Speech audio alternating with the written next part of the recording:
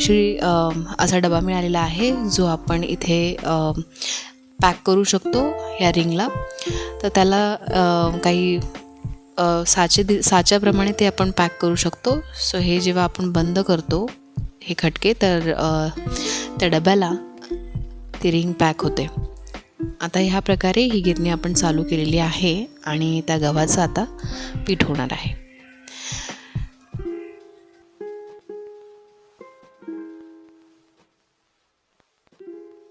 गिरणीमध्ये आपण जेव्हा गहू दळायला देतो तेव्हा आपण त्याला खूप वेळा सांगतो की पीठ जरा बारीक दळा आणि ज्वारीवर टाकू नका.